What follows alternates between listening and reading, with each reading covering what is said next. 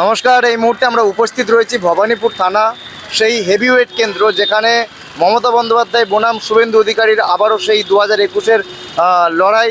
এই আজকে গড়টা চেঞ্জ হয়েছে, এটা কিন্তু মমতা বন্দ্যোপাধ্যায়ের নিজস্ব গড়।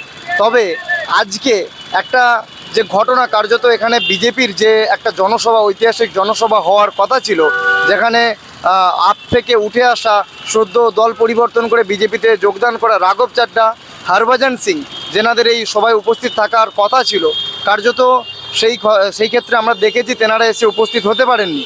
এবং আমাদের যে রাজ্যের বিরোধী দলনেতা শুভেন্দু অধিকারী, তিনিও খানাকুলের প্রচার ছেড়ে তিনিও কিন্তু এখানে এসে পৌঁছাতে পারেননি। কার্যত বিজেপির এই যে জনসভা, সেটা কিন্তু আজকে বানচাল হয়েছে বলা যায়। তবে এমতো অবস্থায় এমন একটা স্ট্র্যাটেজি আমাদের মাননীয় রাজ্যের মুখ্যমন্ত্রী মমতা বন্দ্যোপাধ্যায় এমন একটা স্ট্র্যাটেজি তৈরি করলেন, যেটা সত্যি একটা তারিফ করা যায়। যে বিজেপির এই যে জনসমষ্টি এবং যে জনসংযোগটাকে কাজে লাগে উনি একটা পাল্টা একটা র্যালি করেন। যেই র্যালিতে আমরা দেখলাম বাস্তবে কিন্তু হাঁটার লোক কিন্তু খুব কম, যে র্যালিতে ওনার জনসমর্থন খুব কম ছিল বা সেভাবে জনসমষ্টি নেই। তবে মিডিয়া মাধ্যমে বিষয়টাকে তুলে ধরা হবে যে একটা বিশাল জনসভা বা পরবর্তী পাল্টা একটা র্যালি কিন্তু মমতা বন্দ্যোপাধ্যায় দিয়েছেন।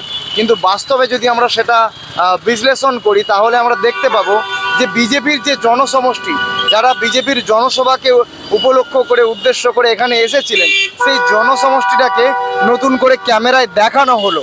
আর এই যে একটা স্ট্র্যাটেজি, এখানে আমাদেরকে বলতেই হবে যে মাননীয় সত্যি কূটনৈতিক চিন্তা এবং ওনার যে রাজনৈতিক স্ট্র্যাটেজি, সেটা সত্যিই একটা প্রশংসনীয়। এবং রাজনৈতিক যে কূটনৈতিক চিন্তাধারা, সেই দিক থেকে শুভেন্দু অধিকারীর থেকে কিছুটা আগিয়ে গেলেন।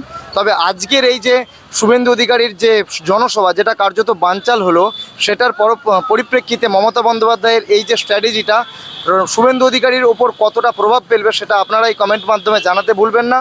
এবং আজকের এই যে কার্যত একটা সাময়িক হার শুভেন্দু অধিকারীর, এটা ইলেকশন নির্বাচনে কতটা প্রভাব ফেলতে পারে, সেটাই এখন দেখার। তো দেখা হচ্ছে পরবর্তী কোনো প্রতিবেদনে। আজকের জন্য এইটুকুই। নমস্কার। সবশেষে আপনাদের কাছে একটাই অনুরোধ করব, আপনাদের মূল্যবান মন্তব্য অবশ্যই জানাবেন। দেখা হচ্ছে পরবর্তী কোনো প্রতিবেদনে। আজকের জন্য এইটুকুই। নমস্কার।